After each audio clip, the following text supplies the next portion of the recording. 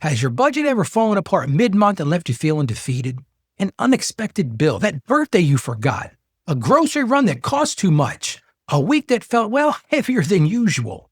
Budgets break, but here's the truth. They're not stone tablets, they're tools. And adjusting your budget is not failure, it's wisdom. Let's talk about how to stop overspending on today's show.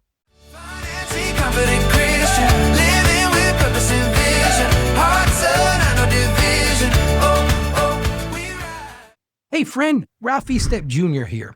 I'm the financially confident Christian. We learn how to walk through life and money with wisdom, with peace, and a heart anchored in God's truth. My mission is simple: to help you break that cycle of financial shame and build steady habits rooted in faith so that you can become the kind of believer who handles money with clarity, with confidence, and yes, with spiritual purpose. Yesterday we talked all about tracking, staying aware of what's really happening with your money. And today, we're going to take the next gentle step. What do you do when your budget doesn't go as planned? Because, hey, listen, it happens to all of us. Life shifts, needs change, unexpected things show up.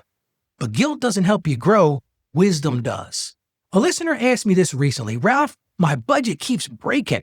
Every month feels off. Does this mean I'm just bad at budgeting? No, you're not bad at budgeting. And maybe you felt that too. You start strong, but then life shifts.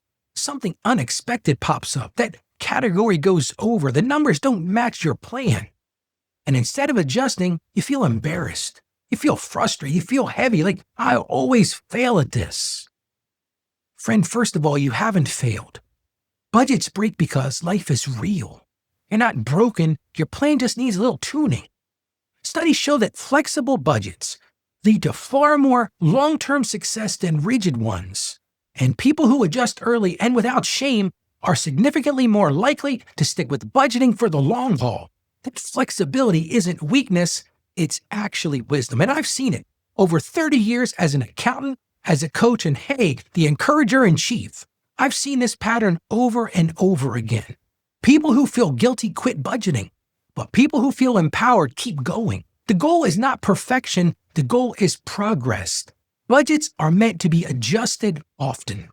A man in our community, and I'm going to call him Chris, felt defeated every time his grocery category went over. He told me, Ralph, every time it breaks, I just want to throw the whole budget away. So we made one simple change. Instead of feeling guilty, he shifted money from the extras category into groceries as soon as he saw he was going over. No shame, no panic, just a small, wise adjustment. And he told me later, he said, Ralph, the moment I stopped beating myself up, budgeting actually started working. See, that's how powerful gentle adjustments can be. So let me ask you, what if adjusting your budget didn't feel like failure, but actually felt like faithfulness? Let's walk through that together. Here's the truth. Life changes. So should your budget. Your budget is a living plan, not some rigid rule on concrete tablets. When something unexpected happens, and listen, in life, unexpected happens, the budget adapts. Not your sense of worth, just the budget.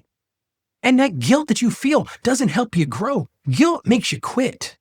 But wisdom keeps you moving. Every great steward revises their plan as life shifts. And listen, I've been doing this for a long time. You have to be flexible. That grace and adjustment go hand in hand. And that flexibility you're building, that muscle, is a strength.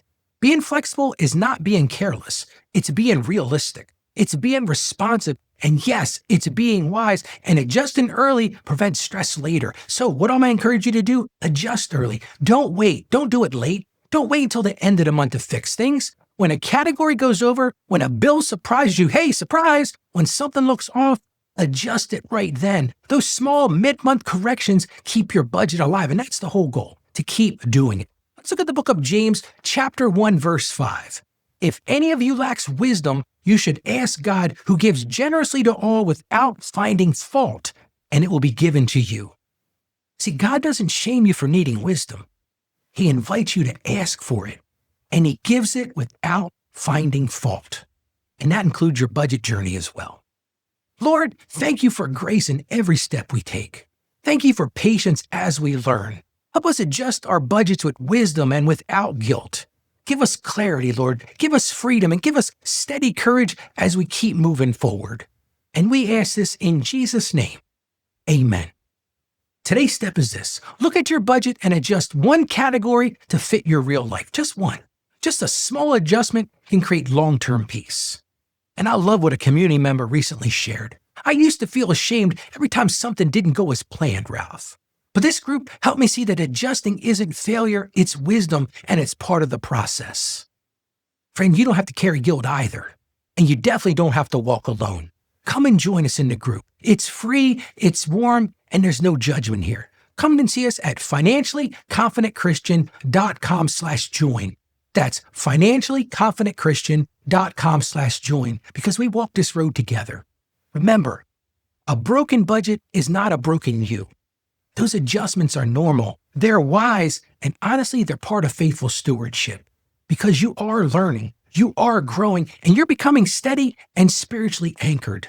So go out there today and be the financially confident Christian that I know you can be. You can do this. Have confidence in you. Stay financially savvy. God bless you, and I'll see you again on tomorrow's show. Financially confident Christian.